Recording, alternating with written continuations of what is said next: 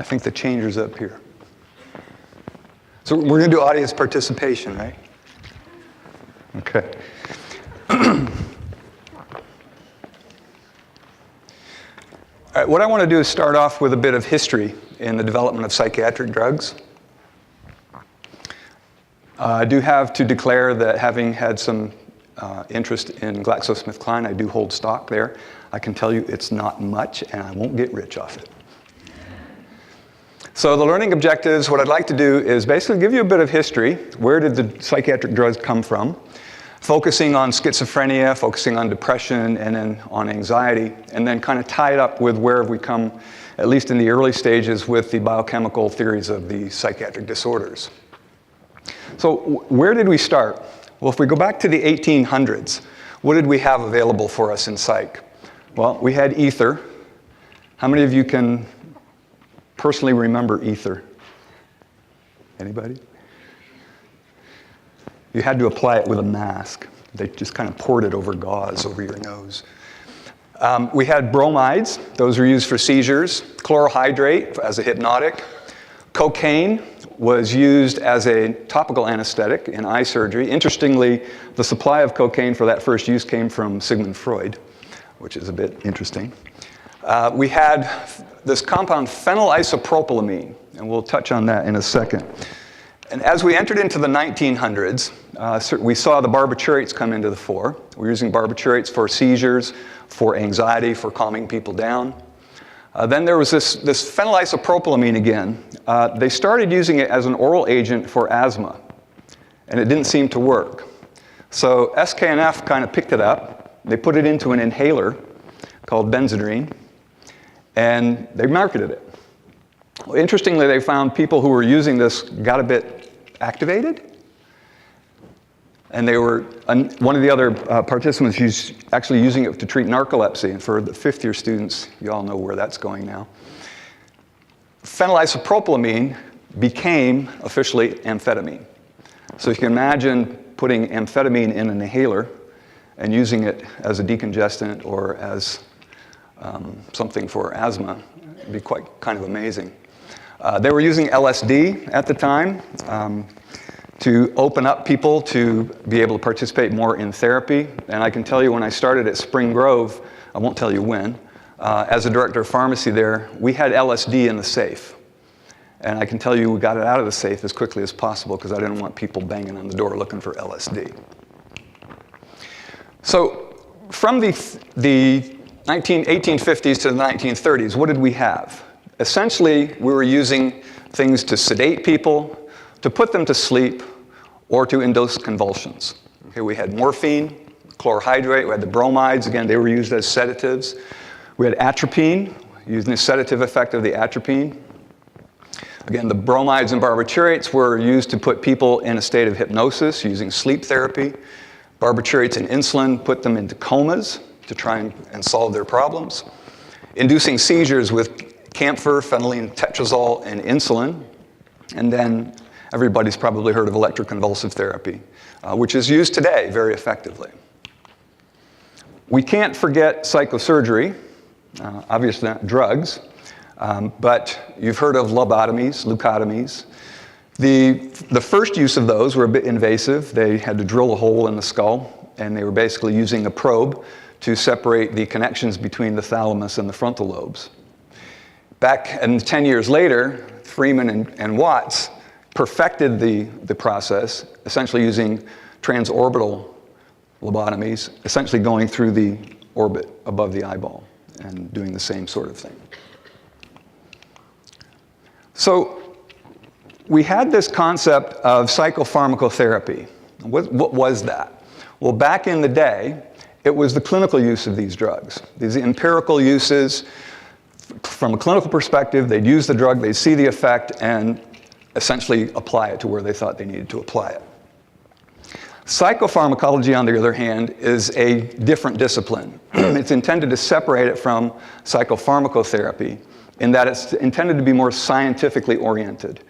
We look at things in more objective ways. We look at them in clinical trials, trying to identify what the drugs are, what they do, and then from that, who we can use the drugs in. The term was actually first used in 1920 by David Mack. He was at Johns Hopkins Hospital, and he published a paper, Contributions of Psychopharmacology, looking at some compounds and their effects on the tapping test. And the tapping speed test is essentially you finger and you tap as fast as you can. If you're under the influence of CNS-type drugs, you tap slower. So they were using that as an assessment of psychiatric-type drugs. The term may have been stimulated from Emil Kraepelin. He was an early psychiatrist. And he formed the term pharmacopsychology. And that may be where this term actually came from. The term was then first used in psychiatry in 1935 when Thorner published a paper on the psychopharmacology of sodium amytal in catatonia, essentially doing amytal interviews to bring people out of that catatonic state and get them to focus and be more active. So how did this all begin? So I want to cover the antipsychotics, the antidepressants, and the anxiolytics. It's actually quite fascinating. We could probably do a 3-hour session on the history of psychopharmacology, because when you start looking into it, it gets really fascinating, especially when you start looking at people fighting each other as to who gets credit for what. But it actually all started out with antihistamines. Okay? So you see phenbenzamine, we've got diphenhydramine. They were developed essentially at Rome-Poulenc by Daniel Beauvais, who was ultimately awarded the Nobel Prize for his work on these compounds that reverse the actions of the substances like histamine. Then at Rome-Poulenc, Paul Charpentier had these phenothiazine-type compounds. They were big into antihistamines for some reason. I don't know why, but that seemed to be kind of the flavor of the day at the time. And he noted that these compounds also had an antihistaminic effect. So he synthesized this compound, promethazine. Now, most of you probably know. What's promethazine? Phenergan, and it's used for nausea and vomiting, right? So that was one of the first antihistamines that was synthesized. What's interesting about it was it was being used in anesthesia, to facilitate anesthesia. And Pierre Huguenard used what he called a lytic cocktail, where he combined promethazine with pethidine, which is meperidine. And what he found with that, he had a nurse who needed facial surgery. Well, you couldn't put the mask on her to induce anesthesia with ether, so he had to come up with something else. So he decided, well, let's try this lytic cocktail. And interestingly, it worked. He performed the surgery. What he found was not only did it relax her, but going into it, she was a bit indifferent about it. I was like, okay, yeah, let's do this. No problem, all right? So he reported the results to a friend of his, surgeon Henri-Marie Labourette. Now, Labourette was a military surgeon in France, in Paris, and he was looking to address the concept of surgical shock and the body's response to surgery. And they were big, on focusing on the antihistamines in doing this. So he used the lytic cocktail. And what he found was that it induced this kind of artificial hibernation in these people. So there was a hypnotic effect, but it also lowered their body temperature, which helped to reverse the body's response to the surgery. Okay? He also noticed a bit like before, the indifference associated with it, and that the drug seemed to prevent the body from responding to this cooling of the body. All right? So it had this, you can use this term tonight 5 times. Poikilothermia, use it in conversation. So essentially it prevented these compensatory mechanisms. What's interesting about it was cooling was also used in France at the time for calming people down. So it's kind of connecting these two, right? So based on that, he went back to Rome-Poulenc, back to Paul Charpentier. And he says, can you get me something that works better? Charpentier goes back to the lab and he synthesizes a bunch of new compounds. Again, phenothiazines. And he comes up with this RP4560. And they called it chlorpromazine. So they were using this, again, in these lytic cocktails. And at the same time, they sent it to their pharmacologist, Simone Courvoisier. I'm not sure if she's related to the brandy or not, but she did behavioral tests on the compound and said, this is different from the other antihistamines that we've seen. It actually, what they were using was a mouse climbing test. The mouse trying to get away from a shock, an aversive reaction. And what they found with CNS-type drugs, the mouse climbed slower, more slowly. And at one point, basically, again, the indifference was like, yeah, okay, whatever. So it was interesting. This compound seemed to be having a CNS effect. It wasn't just an antihistamine. He, too, found chlorpromazine did the kind of the same thing that promethazine did. Right? There was a disinterest without loss of consciousness. There was a slight tendency to sleep. It didn't put them totally to sleep. So he thought, well, wait a minute, there might be another use for this. So he went to his colleagues in psychiatry and said, you might want to look into this. You might want to try this. And interestingly then, in 1952, it's even to the date, 10 a.m. on January 19th, one of his colleagues successfully used chlorpromazine to bring down a manic patient, to calm them down. Now, wasn't just chlorpromazine. There was chlorpromazine and pethidine and electroconvulsive therapy all in the whole process. But the neat thing about it was in 3 weeks, with the use of chlorpromazine, they were able to discharge the patient almost, quote, normal.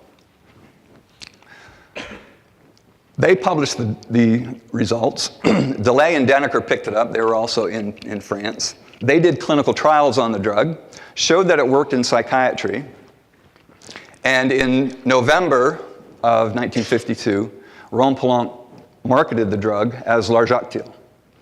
And they came up with the name because it had this wide range of activities. It affected the cholinergic system, it affected the adrenergic system, it was anti-nauseant, it was anticonvulsant, it had all of these actions. So they said, this large action, we'll call it Largactil. That was in 1952. Word spread. It was used in Europe, elsewhere, used in Australia. It made its way to the United States, and in 1954, Thorazine was born. Okay, so you can see a lot of the ads from Thorazine. The disturbed wards have virtually disappeared. You don't need to use electroconvulsive therapy anymore. You can use it in schizophrenia. You can use it in mania. You can use it in senile agitation or in women who have symptoms from menopause. You can use it as an anti-nauseant in children. You can use it for people who are having trouble dealing with cancer. How about kids? Hyperkinetic kids? Let's use it in that too. What about people with psoriasis? When they added psoriasis to their regimen, they found that their lesions actually decreased. So now we've got another use for it. Acute alcoholism, gastrointestinal diseases. It abolishes the emotional issues related to the GI disorders. It effectively controls the nausea and vomiting, and it's got this atropine-like to decrease secretions. What about pain? Well, with pain you get anxiety. With anxiety you get pain. It worked for that too.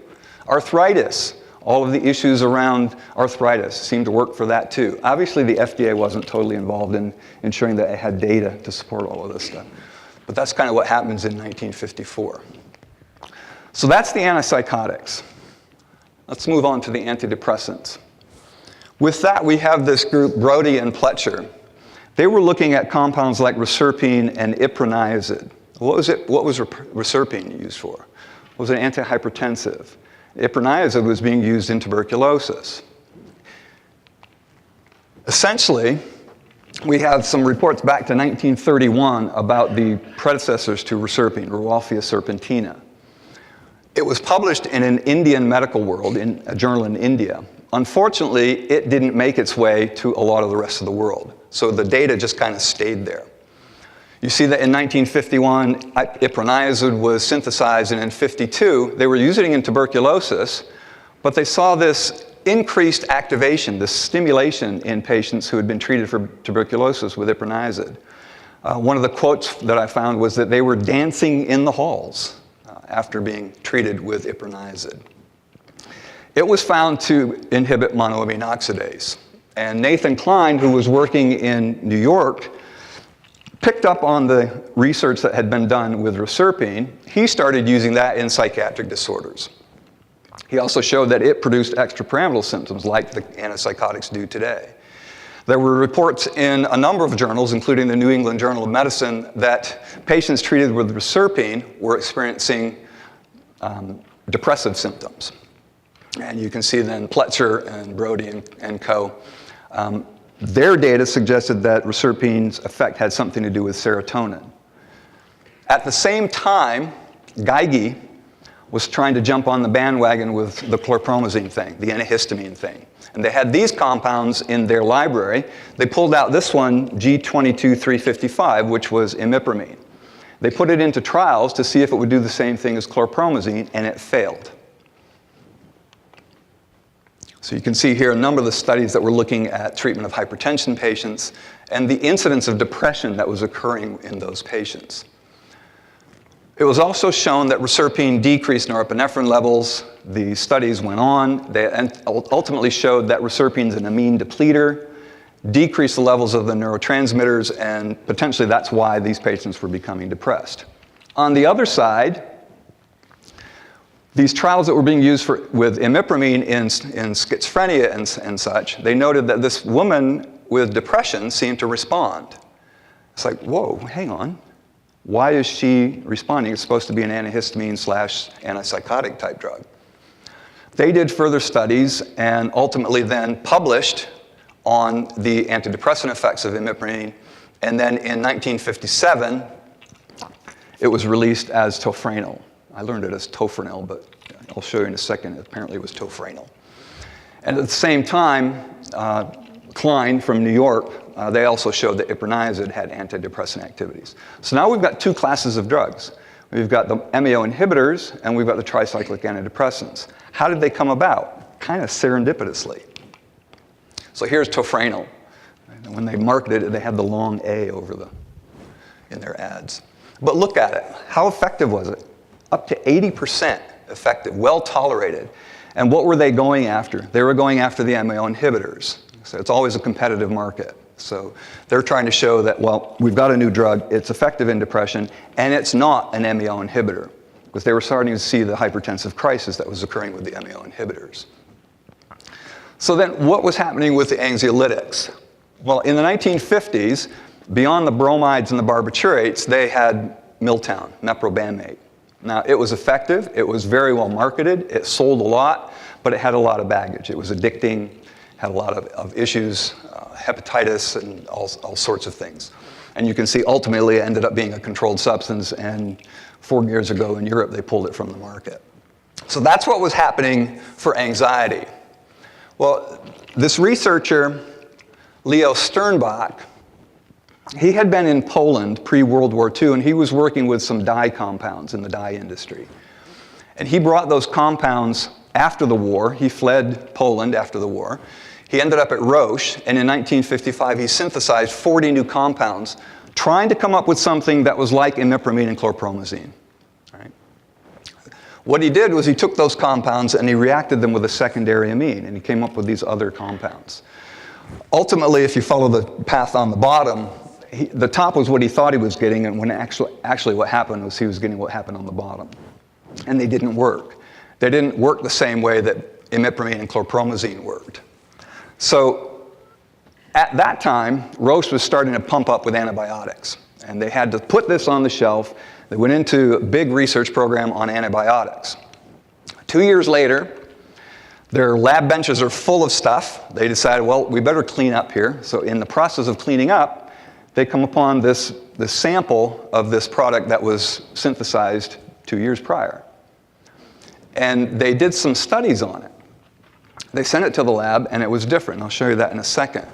But what happened was, instead of reacting with a secondary amine, it somehow had been reacted with a primary amine. And they got something that they didn't think they had. So when they sent the compound on the right to the lab, they were thinking they were going to get the same results that they got with the previous compounds. But they didn't. It came back, and it seemed to be more potent. These were all animal studies, animal tests in evaluating CNS effects. What they found out was that it was more potent than meprobamate on a number of scales. It was more potent than chlorpromazine on a number of scales. And it was more potent than phenobarbital.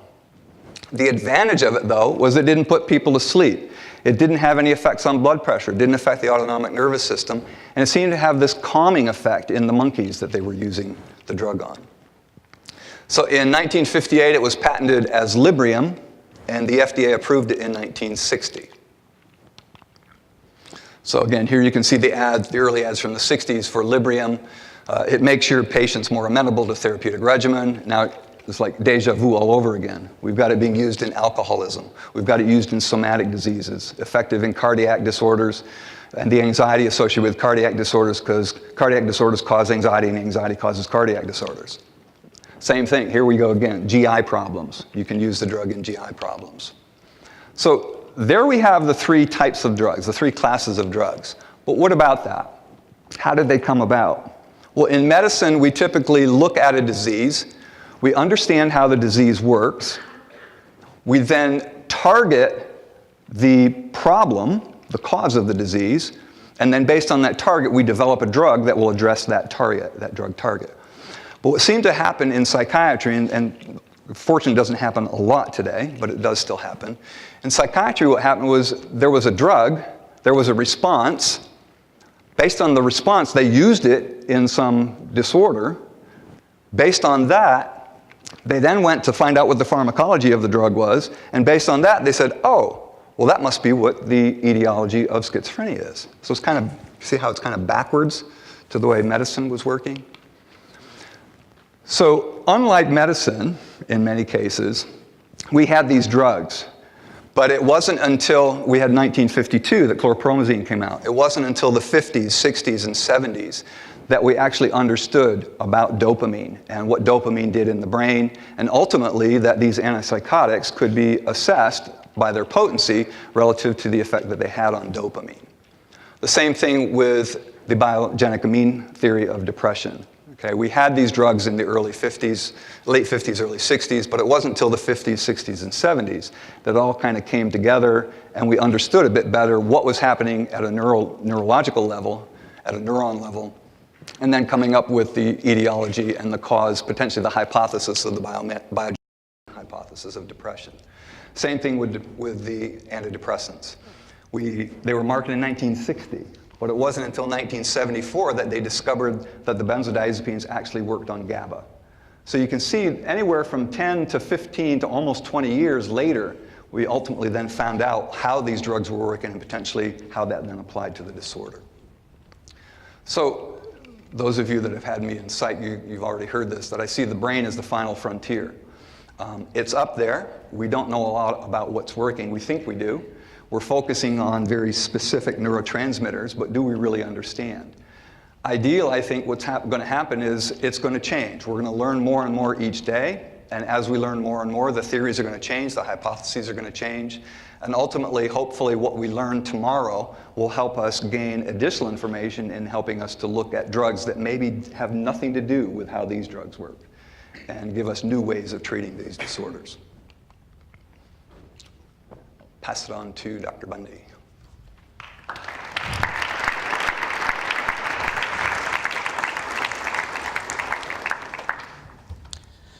Can you hear me okay?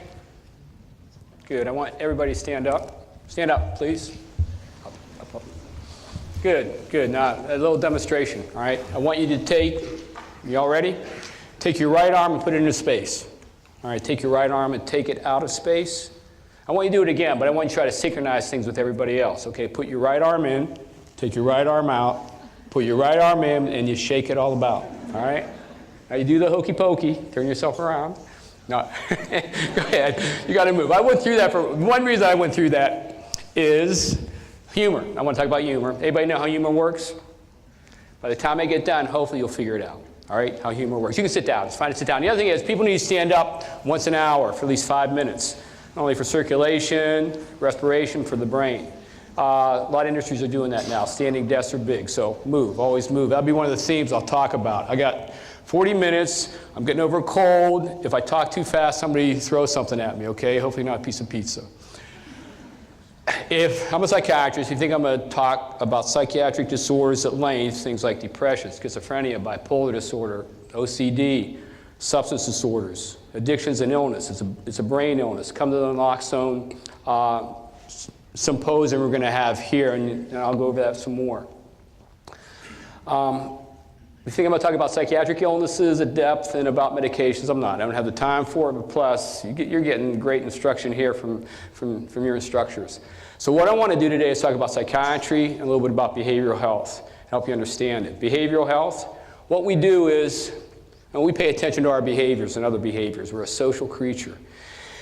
And we all have productive behaviors, and we all have counterproductive behaviors. And when the behaviors are counterproductive, a lot of times they end up seeing a psychiatrist, a behavioral health specialist. So to understand psychiatric conditions, behavioral health conditions, you need to understand the brain. That's what I want to talk about today, is the brain. It's amazing what we're learning about the brain. As I talk about this, I want you to understand that it is a functional organ. It operates under certain principles, and psychiatric illnesses are brain illnesses. And what I hope to get people to understand is, or at least to do, is let go of the judgmental component we assign to people with psychiatric conditions, including addictions. They're brain illnesses, all right? They're not good people, and we tend to label people as good or bad or whatever, and it's not that. It's kind of good brains and not so good brains. And kind of aside, all our brains aren't working as well as they can. So I want you to try to understand a little bit about the brain, how it works, maybe what causes it not to work well, and what we can do to hopefully get it better. Picture the brain.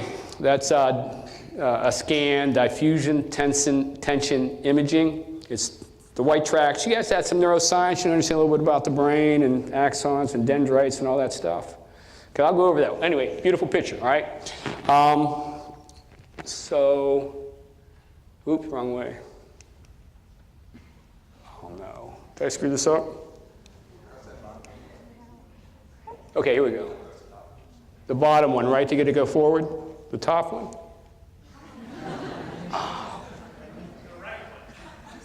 The right one? You've done this before? So just hit the one in the middle? The one on the right. Okay. Here's another picture of the brain. It's up close and personal. The brain's not that attractive, right? Does anybody recognize that brain? Anybody know whose brain that is? Whose? It's Einstein's brain. It's Einstein's brain, all right? After he died, he didn't want it to be autopsy, but it did. They cut it into 240 pieces. They sent it around the world. Everybody wanted a piece of Einstein's brain. Actually, it's smaller than the average brain. The average brain is about 3 pounds. And he's a little bit smaller. And kind of aside, our brain is 3 pounds, 2% of our body mass. Do you know how much of the energy flow, how much of our blood goes to our brain? Anybody know that one? 20%. 20% of our energy, blood flow, goes to the brain. It is the hardest working organ out there. And what's interesting, infants, first year of life, 80%. 80% goes to the brain. These little things are exploding, neuronal connections. So Einstein's brain, one of the things they found out, he had you know what the corpus callosum is, the connection between the two hemispheres? He had a big corpus callosum. Anything that helped, kind of right brain, left brain, spatial, more analytic, anything maybe that helped out. So that's Einstein's brain. It's so exciting right now to be in psychiatry because we're starting to understand the brain. We're just scratching the surface. We're starting to understand it. And what's helping us understand it is a lot of the scans that we've developed. The scans I listed up there, fMRI, PET, SPECT, MEG, diffusion tension imaging, those are functional images of the brain. All the images of the brain before CT and MRI were just structural. We can get images of the brain in action. And with those images, we're understanding what does what in the brain. Now, it's still early. There'll be a lot of stuff you get into neuroscience, people coming out with all these claims from functional imaging that are not really well done. But we are starting to learn. And it is the age of the brain. There's tons of money going into this. The Obama initiative, 100 million, 3 billion over 10 years. If we can understand the brain, we'll understand the rest of the body. The people that are investing the most right now into this research are marketers. Believe me, businesses, they want to know how the brain works so they can influence all of us.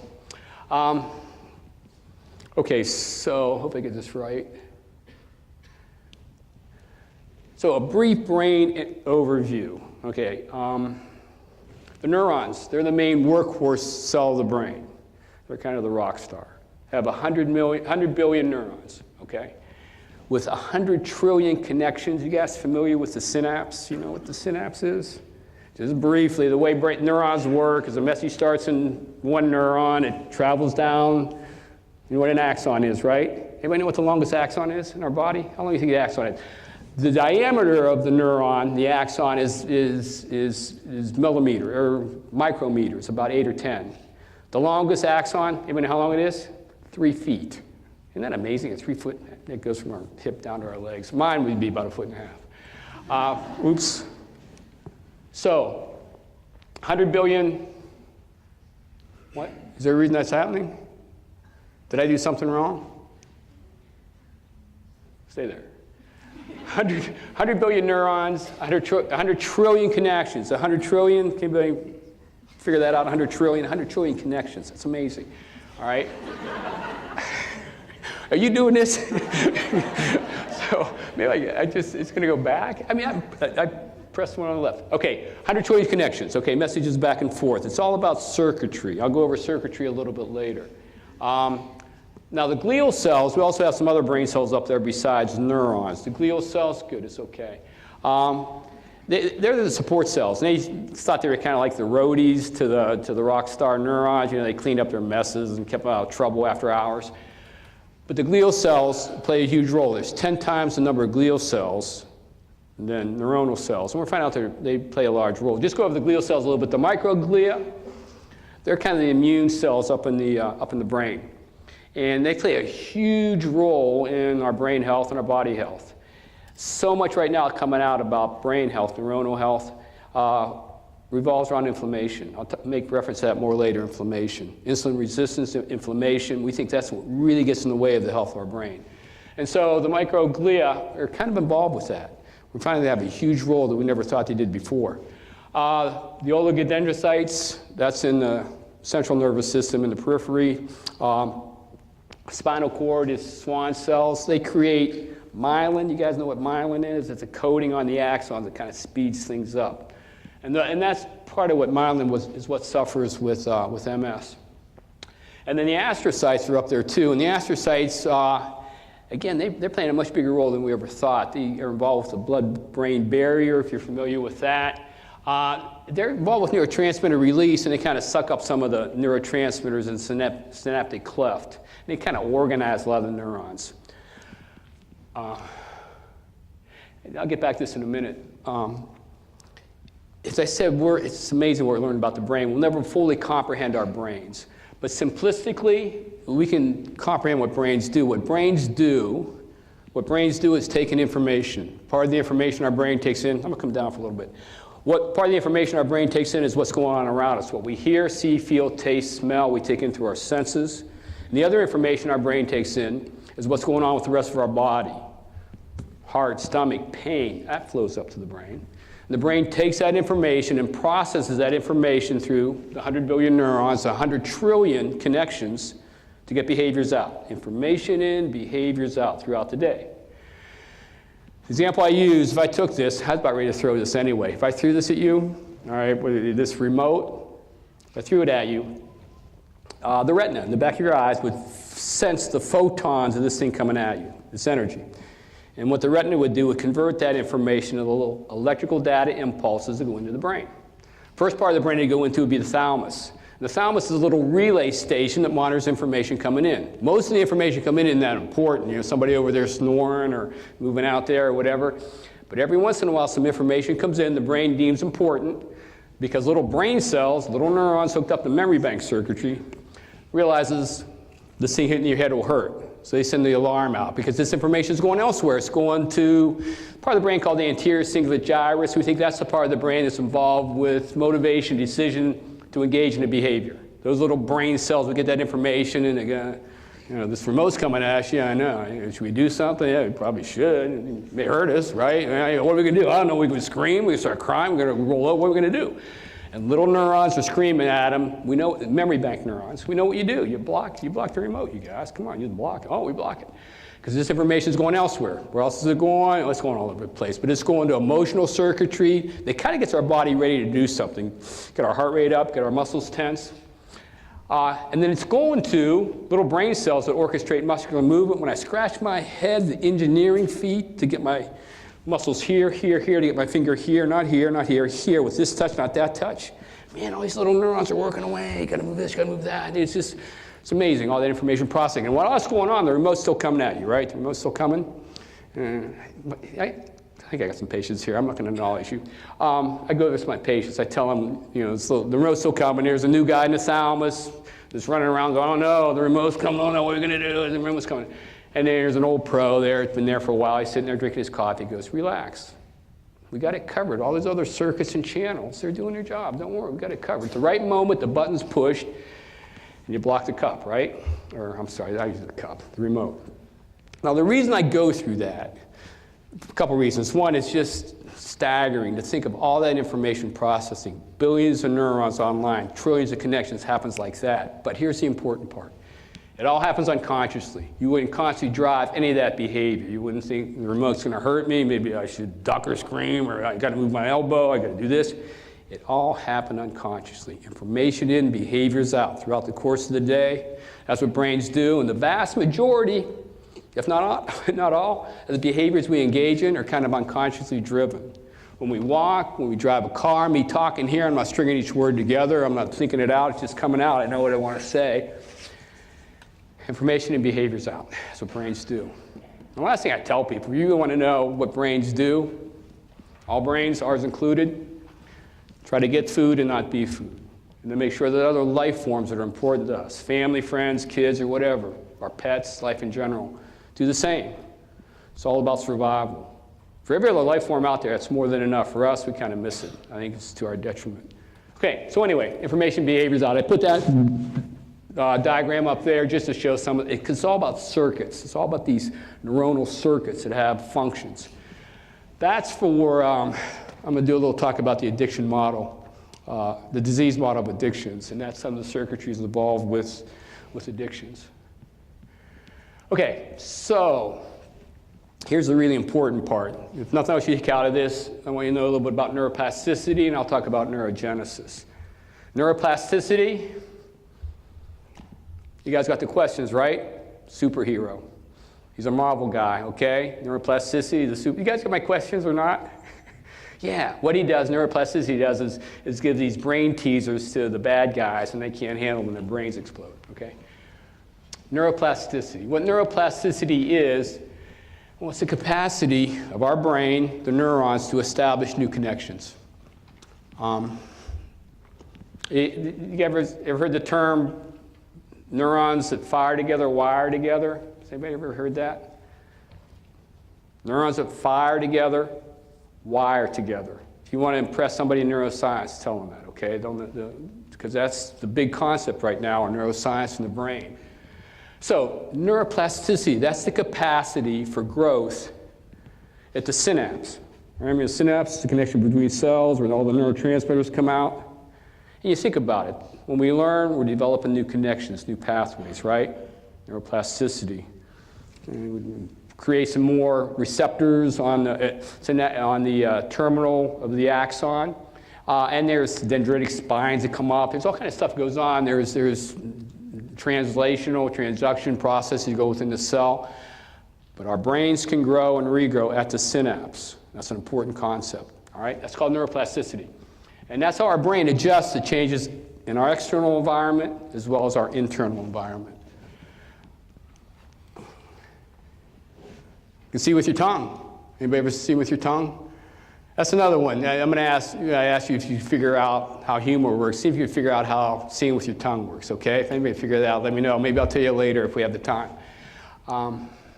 So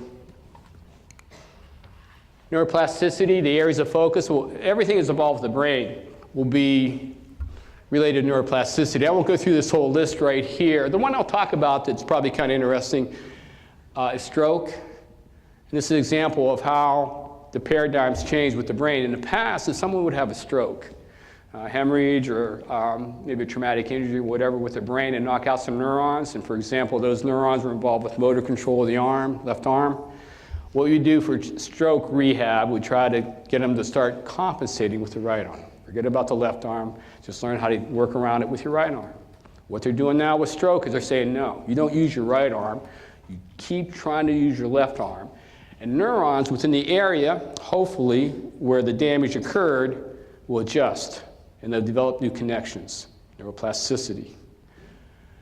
It has utility in just about every other thing we do or deal with the brain.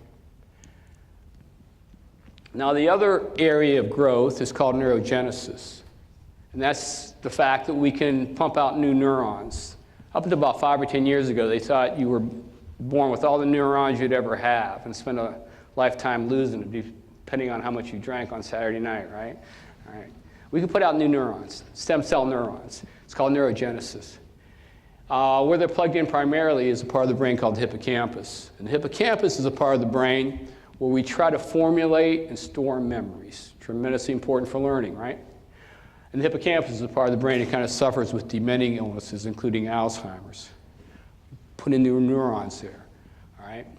And we think what kind of promotes this growth and regrowth is these growth hormone factors, brain cells release, primarily we think astrocytes, and the most known one is called brain-derived neurotrophic factor. Tremendously important for this growth and regrowth, not only for neurogenesis, but for neuroplasticity too. Okay, so I want to talk a little bit about what maybe causes problems with our brain and what can help out for our neuronal health.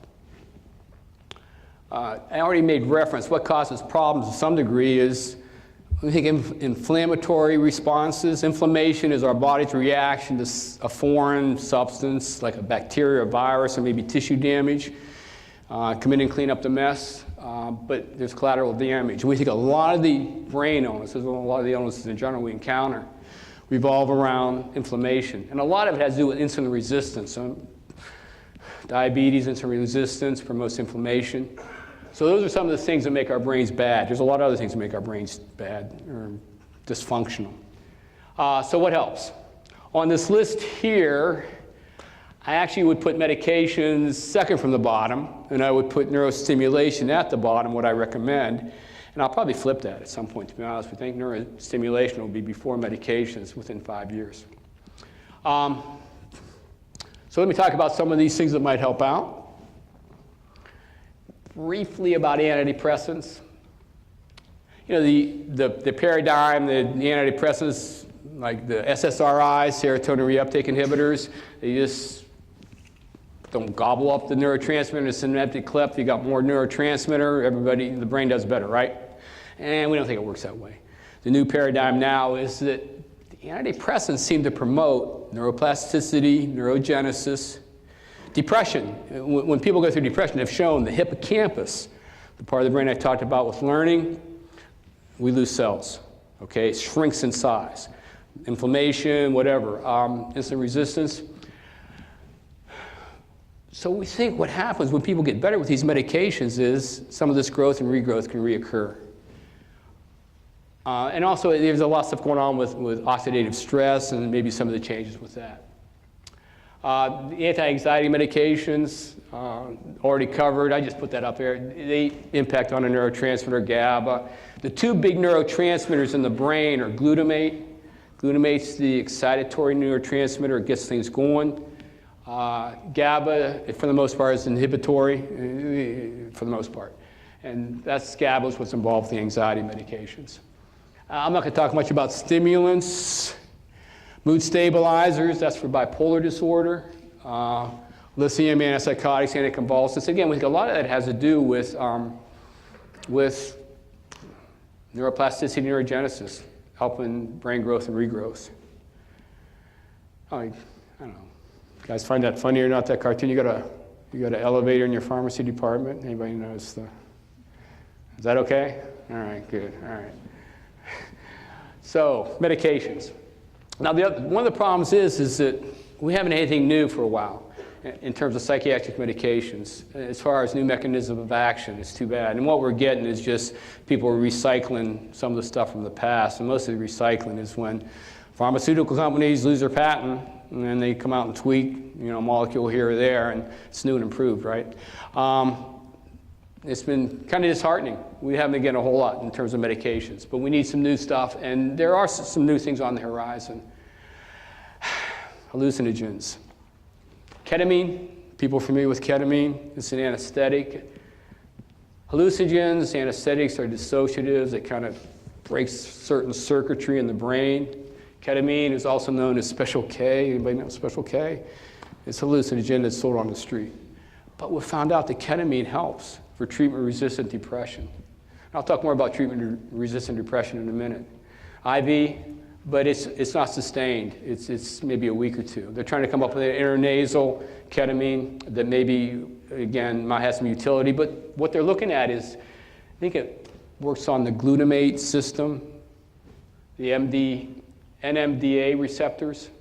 And it's kind of exciting, so we're hoping there'll be something that will have some utility, a different approach we can take. Hallucinogens are being used in controlled settings.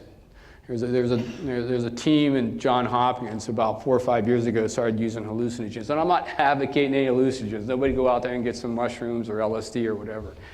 But in controlled settings, we think that it can help out for things like post-traumatic stress disorder. People are struggling with a cancer diagnosis. But again, it's kind of looking at some of these different neurotransmitter systems that might play a role. Opioids are interesting. About 5 or 10 years ago, I was reading about how a lot of people, treatment-resistant depression.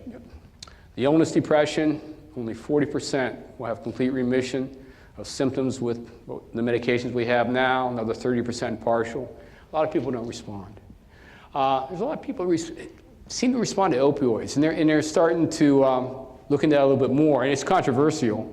But I was just reading today, they came out with a proposed new medication. It's going to be buprenorphine, and then it's one called samidorphan. And samidorphan, you guys might find this interesting, it blocks, okay, let me back up. The opioids hit opioid receptors. There's the mu, kappa, and delta receptors. And they block the mu receptor with the samidorphan, and so they can get to the kappa receptor with the buprenorphine, which seems to help for depression. It's really interesting. But it's just one of the areas that we're kind of looking at. We're starting to understand more about the brain, and the point that was made is hopefully, as we understand it more, we'll come up with maybe more proactive treatments as opposed to just falling into something. I mentioned these last two. They're over-the-counter stuff. I don't know if you've heard of SAMI or omega-3s. We think they work by kind of diminishing oxidative stress. There's a peptide in our body, glutathione, that really seems to help with oxidative stress, keeps our neurons healthy, and they're kind of precursors for it. Omega-3 seem to be good. I have patients that ask me a lot what they can do, over the counter, and these are the two things that has a little bit of data that maybe helps out. All right, here we go, neurostimulation. You guys just wait. I'll talk about each one a little bit. I'll talk about the one at the bottom first. Direct transcranial electrical stimulation. Any of you doing that? Anybody done it yet? People are doing this at home. Direct transcranial electrical stimulation, little electrical current. It just goes micrometers, maybe millimeter into the cortex, the neocortex, and they think it stimulates growth and regrowth, and people are supposedly getting smarter on it. A lot of people that want to enhance, there's so many people out there right now that want to enhance their neuronal functioning. You guys ever hear of nootropics? Nootropics, that ring a bell? That's just kind of an approach to try to enhance neuronal functioning. Medications, all kind of stuff they're doing. And there's not much data to it, but you got a whole community of people out there, websites, all kind of stuff, that are trying to look into what helps neuronal functioning. And we do think to some degree this might, it's direct transcranial electrical stimulation. They're hooking it up to a car-volt battery and zapping themselves. Don't do it, okay? All right? But it might be something in the future. The ones we do know about, ECT, as I said before, treatment-resistant depression, 30%. It's a dilemma. It's a real dilemma. 60, 70% numbers are better than I got up here. 60, 70% will respond to ECT. Anybody see one flew over the cuckoo's nest? People see that? It's not that bad, yeah. You're given a muscle paralyzer so you don't twitch. You're given an anesthetic so you're not up. Electrical current goes into the skull. Seizure activity lasts 45 seconds. Half hour later, you're out of the anesthetic, you're up and about. And it's really saved a lot of lives.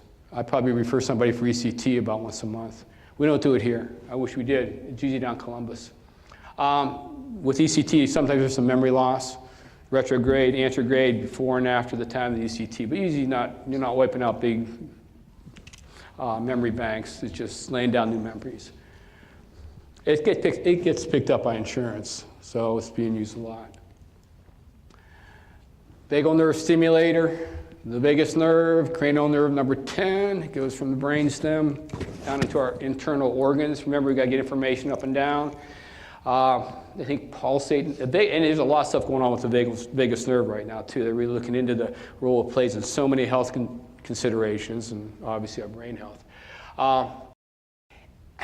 The data, I'm not real convinced with the data, though, and it doesn't get picked up by insurance. And I was just reading, this morning, I was reading where with a vagal nerve stimulator, they have to do a surgical procedure and insert a pulsator device into your neck that's hooked up to the vagus nerve and pulsates. They're starting to use, now they figured out maybe you can put just something on the ear.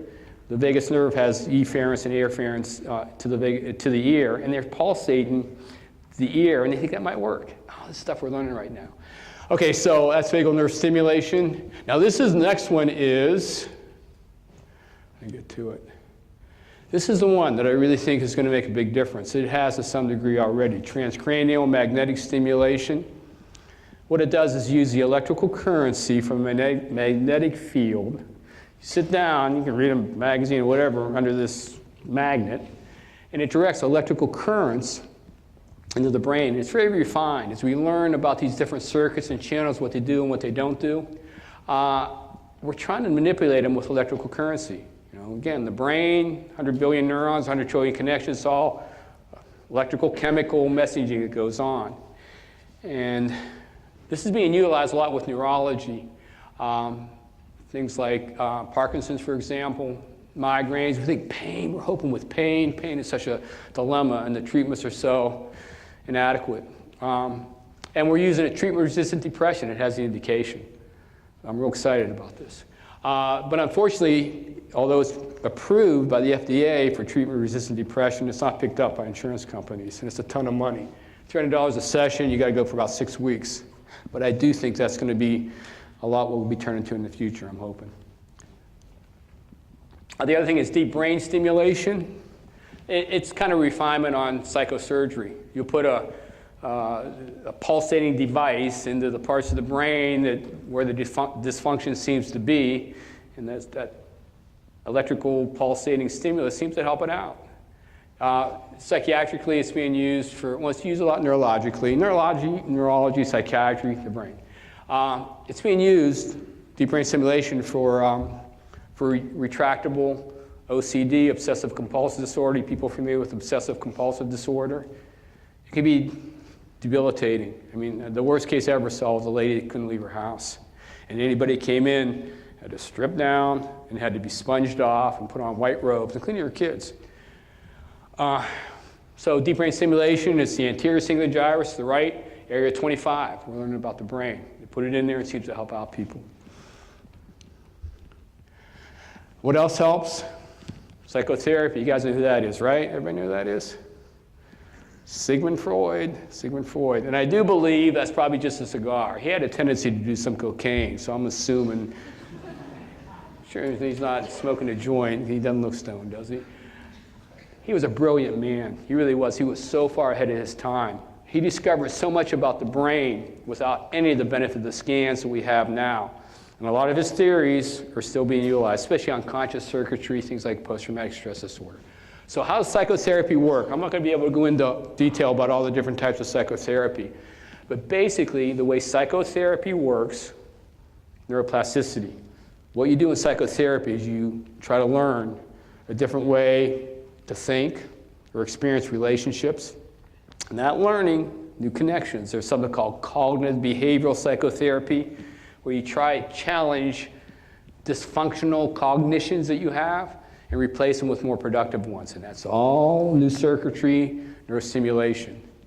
And they'll scan brains before and after psychotherapy, and they'll see changes. And it's more, and again, we're learning about these different circuits and channels. With psychotherapy, it's more prefrontal areas. That's where executive functioning seems to emanate. Well, it does emanate. And again, executive functioning is a lot of cognition. And actually, the antidepressants are more what's called the limbic system, and that's more the emotional fear responses that take over sometimes with depression and anxiety. So psychotherapy works. Mindfulness is the hot psychotherapy right now. If we get time, I'll try to go over that just briefly. Actually, anybody recognize him? Got to be older if you're going to recognize him. No, you recognize him. You know what that is? The key is, you see, that's a golf ball. That's Gary Player. He was 76 there, all right? Exercise. I can't emphasize enough. And kind of aside, the information I'm giving you, hopefully you'll apply to people you come in contact with, patients, whatever, apply to yourself. Exercise. Exercise is just not the endorphins and enkephalins everybody talks about. It really promotes neuroplasticity and neurogenesis, exercise does. We're figuring out how it does that. I mean, there's certain proteins released by muscle cells when we exercise. I mentioned one called irisin. I'm not sure if that was 2 years ago. But bottom line is, they found out that exercise promotes brain growth and regrowth. In fact, what they're trying to do right now, they're trying to, all this enzymatic and whatever byproducts from exercise, they're trying to put it into a pill. Can you imagine that? Get all the benefits of exercise by taking a pill, right? The number one promoter of brain health and preventative of dementia is exercise. You guys got to move. And it's not something you can do. You turn 80 and you start to get a little memory going. I'll exercise now. You got to do it all your life. Okay? And you'll be more efficient. You'll be more productive. Move. Okay? You don't have to be big time. Steps inside the elevator, move.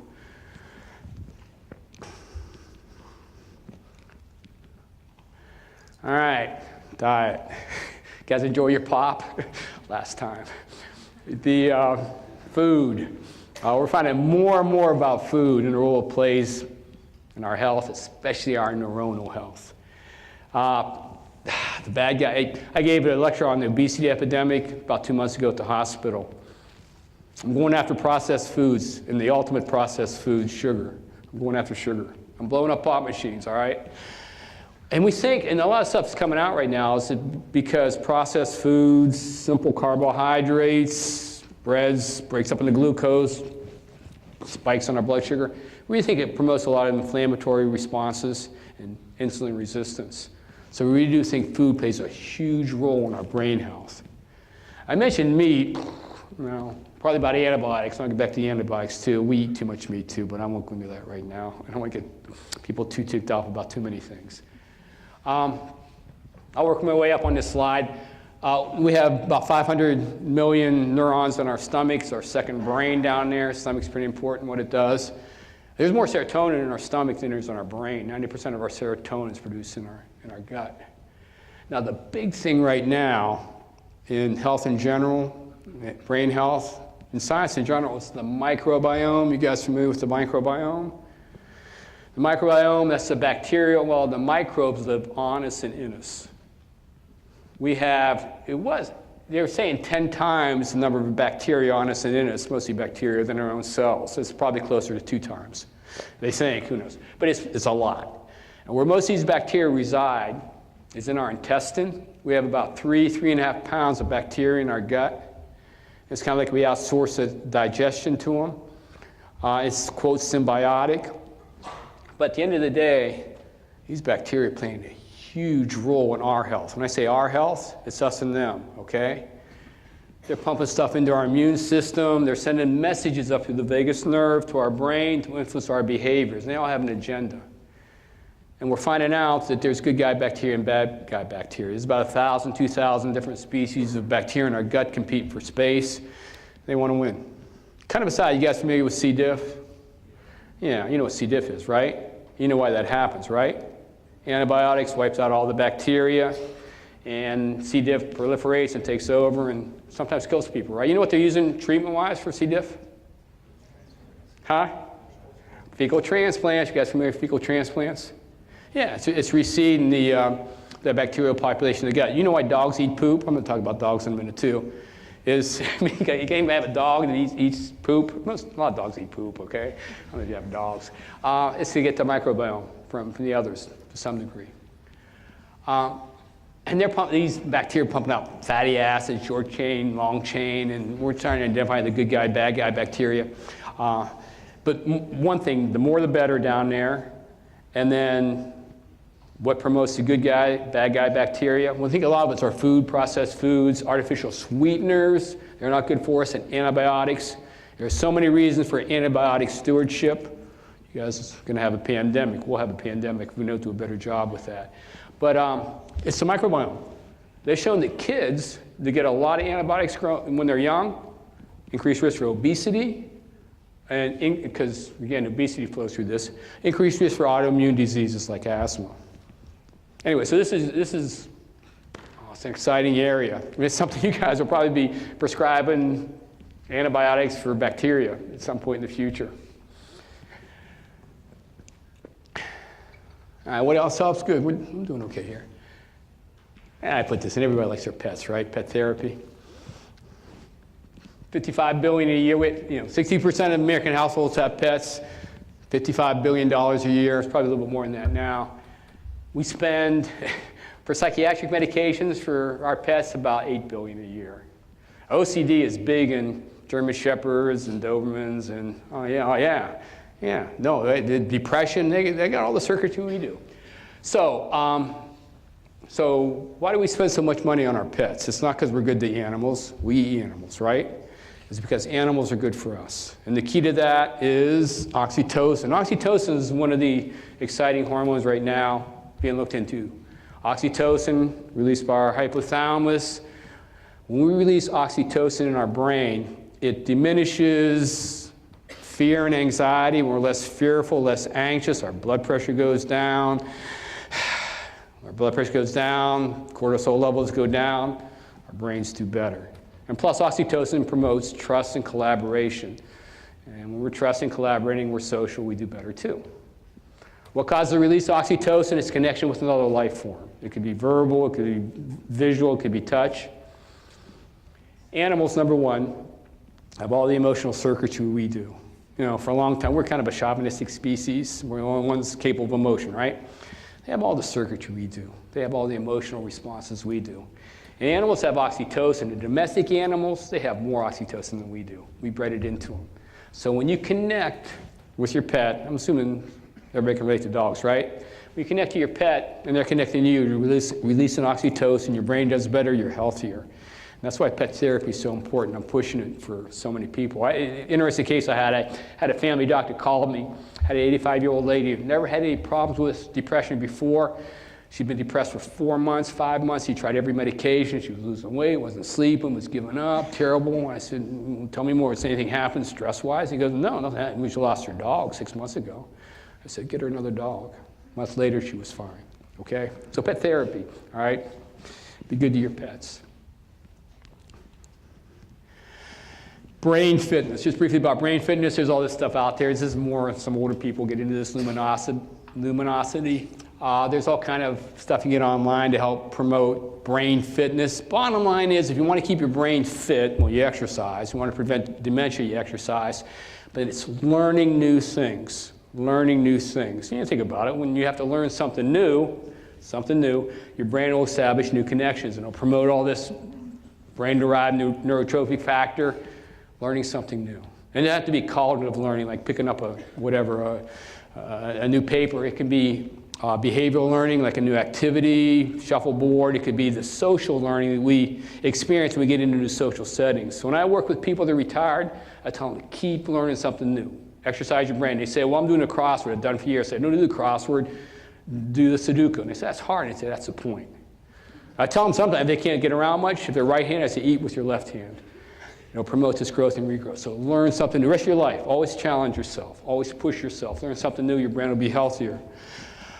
Okay, what else? Meditation. Anybody know who that is over there in the red? This is Dalai Lama, my hero, Dalai Lama. You know what the biggest spectator sport is in Tibet? Debate. 20,000 will show up for debate. They say the Dalai Lama would have these debates would last 8 hours, and they'd tag team him. They'd send these people in, and he'd have to come back, and people would be yelling and screaming because he was fighting them off and everything. Great brain. He has a great brain. And what he does is every year, he meets with the top neuroscientists in the world. He wants to learn everything about the brain because it pertains to what they try to accomplish with meditation and Buddhism. And they want to see their brains. These neuroscientists can't wait to get a hold of his guys. They just look at these brains, are astounded. Meditative approaches help. Again, it helps. I mean, we scan brains before and after meditation. I'm pushing yoga with everybody. It helps reestablish new circuitry, kind of circumvents some of the anxiety circuitry.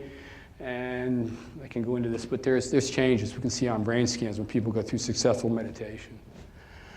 Okay, good. I'm doing okay here. So just briefly, I got time to talk about mindfulness. Anybody recognize him? That's me. That was a while ago. That's my daughter. We used to, with my kids, I just loved to skydive without parachutes, so I put that up there because mindfulness is the moment. And I just love that picture because she's totally in the moment. She's up there, she's fearless, she's enjoying everything. Unfortunately, I dropped her on the way down, okay, so mindfulness. Mindfulness, it's the hot approach right now for meditation and brain health. And mindfulness, the two big components. And one is trying to be in the moment. So I tell my patients, all we've got is the moment we're in. All we have is the moment, right? Past is over and done with. The future doesn't exist. But so often we miss the moment because we're so caught up with negative thinking, regrets, fears, anxieties, and we consciously focus on that negative thinking. Again, conscious awareness plays a role, but these other circuits and channels run the show. What conscious awareness does usually makes us miserable. Because when we focus on this negative stuff, we miss the moment, we can't embrace it, we can't enjoy it, and most importantly, we can't function at our best. Every other life form is pretty much in the moment because they can't afford to be out of the moment. They'll get eaten or they'll miss food. We miss it so much. It's the curse of our species.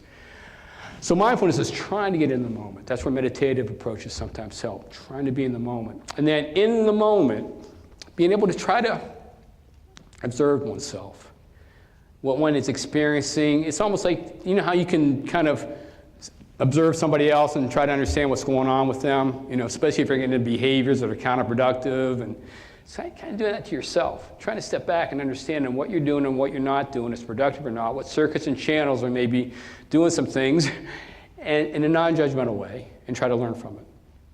So that's briefly mindfulness. The whole approach was training, though. Okay, I think we're good, right? Oh, I'm sorry. I did 40 minutes, though, right? Okay, so you're on. All right. Yeah.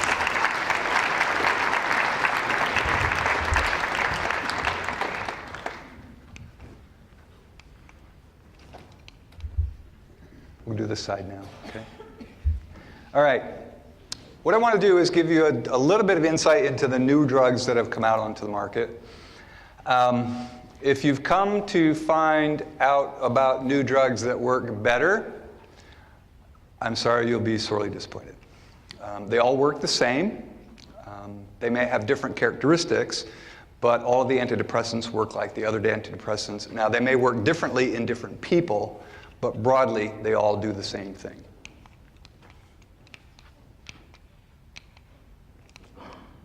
So what I want to do is talk about the new drugs. How do they work? What are their mechanisms of action? Where might we use them?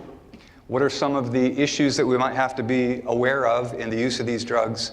And then what do we need to tell our patients about these drugs? So I'm going to cover these, 1, 2, 3, 4, 7, 3 antidepressants, a hypnotic, 2 new antipsychotics, and this other that we'll talk about. Vibrid, vilazodone.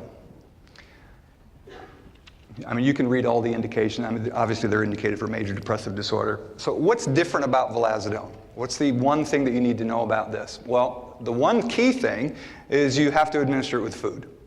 If you administer it on an empty stomach, you absorb about half of the dose, or half of what you would have absorbed had you taken it with food.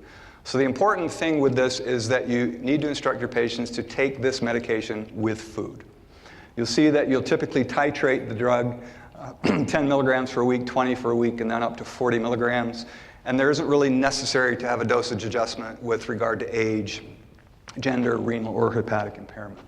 How does it work? Well, we know the SSRIs, right? We've got SNRIs. Well, this one's new. This one's called a SPARI. The companies are coming out with all these new concepts. Well, what's a SPARI? It's a serotonin partial agonist reuptake inhibitor. Okay, so it's got an SSRI component. It's got the reuptake inhibition in it. But it's also a partial agonist. So you can see here it's working on serotonin to block the reuptake of serotonin, increase the levels of serotonin, but it's also partially reacting with the 5-HT1A receptor. Okay, we have fifth-year students in here. What drug is a partial 5-HT1A agonist? Oh, don't make me. Which one? How about Buspar? Oh, there we go. Check it out. Prize to the third section. All right. So there's potentially, we've got an antidepressant with possibly some anti-anxiety components to it. Why is that important? Most people with depression have anxiety. Most people with anxiety have depression. Okay. What about the side effects? Well, as with many of these drugs, you've got GI problems. So you can see here nausea, diarrhea, vomiting. A little bit of a stimulatory effect.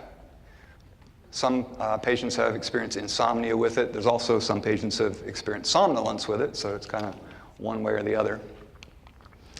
The big thing with the use of antidepressants is sexual dysfunction. It's probably the one thing that most of you don't ask about with your patients, but it's probably the one thing that the patients are most concerned about. How do these drugs compare? Well, if we look at abnormal orgasm, erectile dysfunction, decreased libido, and ejaculatory disorders, it looks pretty good. I guess the jury's still out as far as what we'll see with clinical use of these drugs. But if you compare this with the SSRIs, for example, paroxetine is looking at around a 20-some% incidence of erectile dysfunction, of ejaculatory disturbances. So it's come down quite a bit. Now, if you're the one person that's in that 2%, then it's obviously a problem for you. Okay? So be aware of that. There's a less potential maybe for this drug to cause that, but query your patients and make sure that's not the issue. Drug interactions, these are going to kind of be deja vu all over again as we go through this because they're pretty much the same. So obviously there's CNS drugs. You've got additive effects with other CNS drugs. They're serotonergic, so you've got to be careful with serotonin syndrome with other serotonergic drugs. Not that MAO inhibitors are used all that much today, but be aware that there are other drugs like linezolid and methylene blue that act the same way as MAO inhibitors. So you've got to be careful with the use of these drugs and those as well.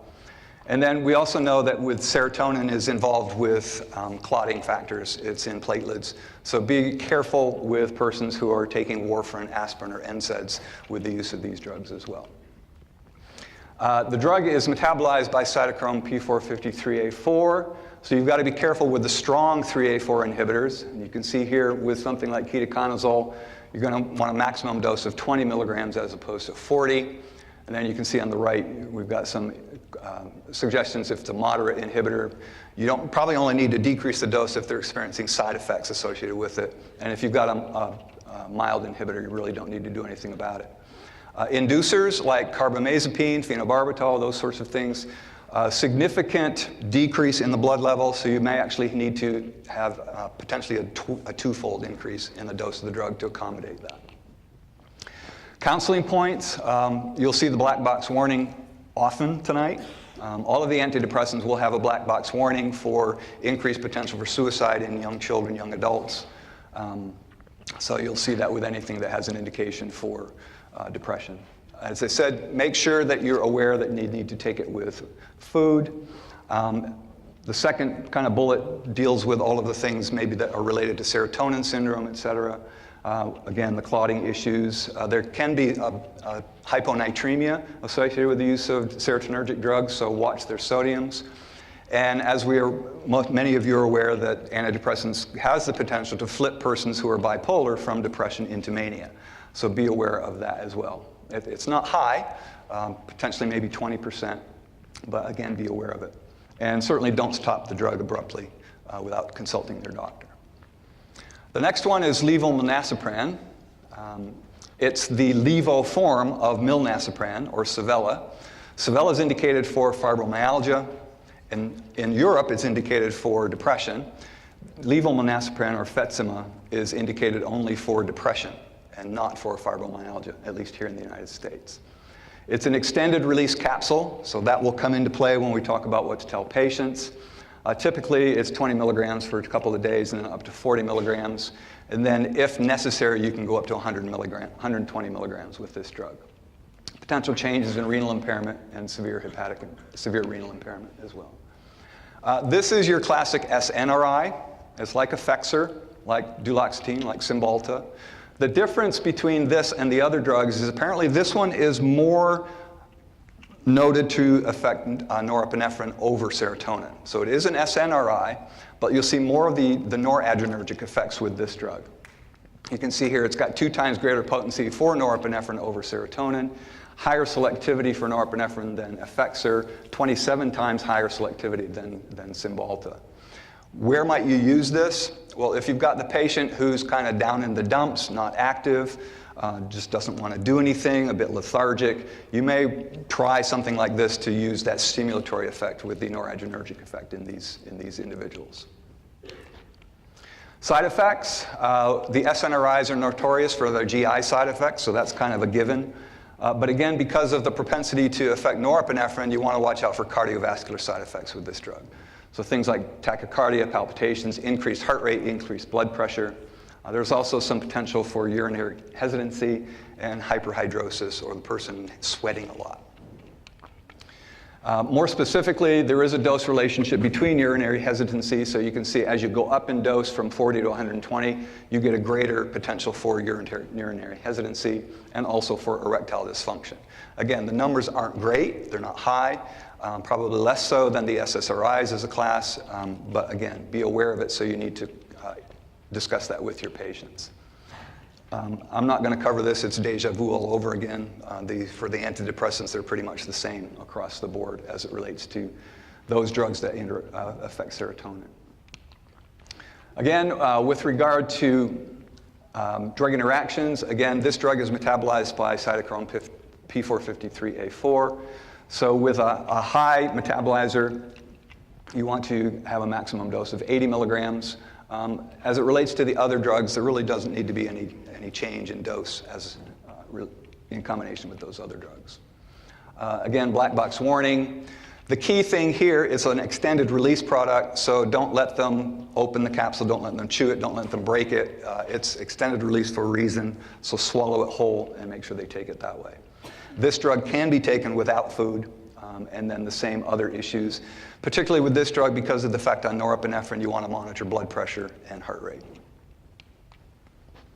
Vortioxetine, interesting marketing material. Depression can be a tangle of multiple symptoms. Why are they pushing multiple symptoms? Well, we'll cover that in a second.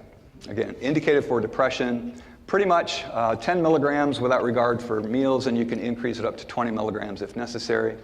Be aware of issues with 2D6 inhibitors. Multiple symptoms because it's multimodal.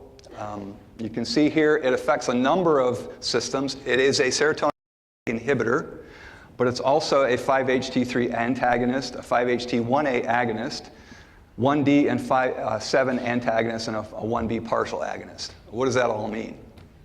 Well, as far as the antagonists are concerned, if you look at the package insert, they can't tell you a whole much about it. They'll say, well, it does all these things, but we really don't know how that applies to it clinically. All right? But if you look into the literature, the 5-HT3, the 1D and HT7 antagonism, what's noted is that these drugs, as opposed to the SSRIs, there seems to be an increased level of serotonin with these drugs, and it may have something to do with the interaction with those receptors. The other thing with the other receptors is it may actually help with the cognitive effects with learning and memory as an issue for patients who have suffer from depression. Again, side effects, GI typically, nausea, diarrhea, constipation, vomiting, dizziness. The one thing that's not on the chart, because it's a positive, is it's got a very favorable weight gain profile. Very few patients, if any, actually gained weight with using vortioxetine or Brintellix. Sexual side effects, the numbers look high. They're in the 20s, but if you go all the way across, so does placebo. So depending on how they've done the studies, we'll come up with different incidences. There does seem to be a bit of a dose-response relationship, females and males, as it relates to the sexual side effects of this drug. But again, potentially less than the SSRIs, but the jury's still out. We'll see how it applies clinically. Drug interactions, again, pretty much the same. You'll see on the various slides they may differ in the amount of time that you have to worry about an MAO inhibitor with concomitant use. Drug interactions, this one's 2D6. All right? So if you've got a strong 2D6 inhibitor, you're going to want to use half the dose. If you've got an inducer, like rifampin, then you want to consider an increase in dose. You get a significant decrease in blood level. You may want to actually go up to almost to 3 times the original dose in those instances. Can be taken with or without food. Be aware of serotonin syndrome, the abnormal bleeding, potential for causing flipping into mania. But the interesting thing with this one is, particularly at the lower doses, this one can actually be discontinued abruptly. If you're using the higher doses, 15, 20 milligrams of this drug, you probably want to back off to 10 milligrams for a week and then discontinue it abruptly. But if you've got patients that are kind of taking this drug, stop it abruptly. In many instances, you don't have to worry about it unless they're on the higher doses, in which case you'll see some of these other symptoms, the headache, tension, mood swings, dizziness, and runny nose. Anybody asleep yet? Pizza overload? Belsomra. You all seen the ads for Belsomra? The cloudy cat and whatever the other animal is, right? With wake and sleep. Right? Belsomra is suvorexant. The key with suvorexant, with Belsomra, is you need to have at least 7 hours of sleep before you take the drug. If you're not going to be asleep for at least 7 hours, recommend that your patients not take the drug. There's a significant carryover effect, significant effect on daily activities the morning after if they've not gotten an adequate night's sleep. This one's kind of exciting, all right? The other drugs, well, yeah, they're working on kind of the same receptors and all that kind of stuff. This one's kind of groundbreaking. It works different from the other hypnotics that we have on the market. It doesn't work on GABA. What it does work on is the wakefulness center. And it's an antagonist to orexin, which stimulates you and keeps you awake.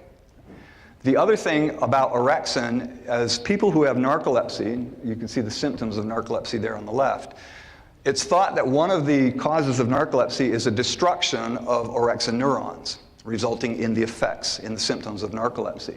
Right? So if you think, well, wait a minute, if that's what causes narcolepsy and we're blocking orexin, maybe we're going to induce an artificial narcolepsy. And hold that thought, we'll cover it when we get to the side effects. A lot of studies, what I think you need to take note here is the dose of the drug that was used in the studies. If you look at the recommended dose, it's to start at 10 milligrams per night. You can go up to 20 milligrams and kind of keep that in mind. When you look at the studies that were done, particularly the third crossover study, they actually used doses of 10, 40, and 80 milligrams in these trials. In the one-year safety study, they were actually using 40 milligrams in persons 18 to 64, and in the elderly, they were using 30 milligrams. So when you look at the adverse effects tables for Belsomra, keep that in mind, because the effects that you're seeing on those tables are likely from very high doses of the use of this drug. So if you're using it at therapeutic doses, there's probably less of a potential for these types of side effects to occur. What are they? Well, obviously, if you've got a hypnotic, you want it to induce somnolence, right? You want them to help put people to sleep and stay asleep. Fatigue, potentially dry mouth, and be careful with potential for suicidal ideation. But you see here the symptoms of narcolepsy. You've got hypnagogic hallucinations, hypnopompic hallucinations. Those are those kind of dreamy kind of things that you think things are happening as you're falling asleep and waking up. You may see things, hear things. If you have that happening, it's normal. Don't worry about it. but in severe cases, it's not normal. Sleep paralysis, sleep onset paralysis, and excessive daytime sleepiness. Again, you can see potentially an increase in the incidence of those. The incidence of narcolepsy is really only 0.03 to 0.06%, so these numbers are higher.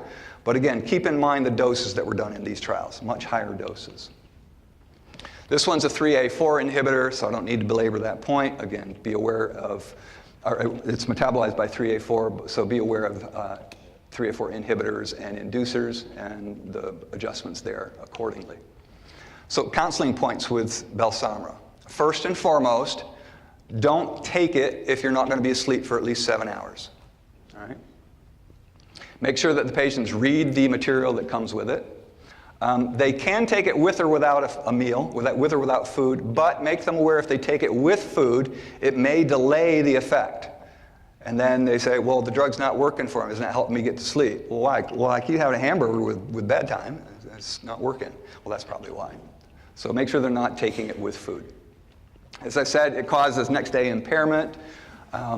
Be aware of what the person's going to have to do the next day. So if they've got requiring full alertness.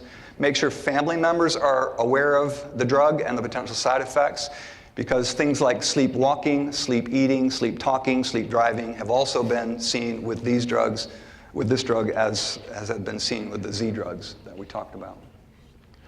Okay. Again, be aware of any worsening depression, and don't combine it with alcohol. If they've had a drink prior to bed, don't take Belsomra. Okay, it's only going to make things worse. And don't increase the dose. Remember, it's capped at around 20 milligrams, even though the trials were done at higher doses. Brexpiprazole is a new antipsychotic. It's the son of aripiprazole. How are they different? We'll see in a second. It's approved as an adjunct in major depressive disorder and also for schizophrenia. For major depressive disorder adjunct, typically you can start at a low dose, 0.5, and increase weekly up to 2 milligrams, maximum of 3, or essentially start at 1 milligram to 2 milligrams and then potentially up to 3. As far as schizophrenia, the maximum dose, you typically titrate it a bit, and the maximum dose for this drug is 4 milligrams. How does this work? Well, it's like aripiprazole. It's a partial agonist at dopamine 2 receptors. It's an antagonist at 5-HT2A receptors, which helps with regard to potential for improving negative symptoms of schizophrenia and decreasing the potential for extrapyramidal symptoms. Again, you can see that it's a potential agonist at 5-HT1A receptors. Again, that may have something a little bit to do with the potential for decreased extrapyramidal symptoms. And it's also an antagonist at alpha receptors, so be aware of the potential for hypotension with this drug. How does it compare with aripiprazole? Well, you can see potentially it's got a lower intrinsic activity at D2 receptors, so maybe improved tolerability, less nausea, akathisia. And as it relates to 5-HT2A receptors, potentially, again, an improved profile over akathisia, cognitive performance, sleep patterns, and affective states. Again, the jury's out. We'll see how it actually compares to those patients that maybe have been switched from aripiprazole to brexpiprazole. The key with Rexulti, weight gain, and extrapyramidal symptoms. So here are the data from the major depressive disorder trials. Issues with weight gain, EPS, akathisia, where the inner feeling of restlessness makes them a bit jumpy, tremor, and as you can see, somnolence and restlessness. As it relates to schizophrenia, again, increased weight gain, extrapyramidal symptoms, akathisia, and tremor. So we've got this new drug. Is it better than the old drugs? I'm not sure. Again, be aware of the drug interactions. With this drug, it's metabolized by both 2D6 and 3A4, so you've got to be aware of that. So in some instances, you may have to decrease the dose by half, or if you're on both a 2D6 and a 3A4 inhibitor, you may have to use a quarter of the dose. So if you've got these drugs, be aware of it, plug it into your drug interaction systems, or look at the package insert. Great place to find information. The other issue is, as it relates to major depressive disorder, in those studies, they didn't adjust for patients who were on 2D6 inhibitors. So technically, according to the package insert, you don't need to make a dosage adjustment if you're being treated for depression as an adjunct and you're on a 2D6 inhibitor. Counseling points, again, as with all of the newer antipsychotics, be aware of metabolic syndrome, monitoring cholesterol, glucose, body weight, abdominal circumference, making sure that we're keeping track of that. Avoid overheating and dehydration, make sure they're drinking plenty of water. And as you saw in the history, poikilothermia, okay? The person's body may be more sensitive to changes in ambient temperature. So if they're a hot environment, they may be more prone to heat stroke, hyperthermia, and if they're homeless in the winter, they may be more prone to hypothermia and freezing. Cariprazine is the newest of the antipsychotics.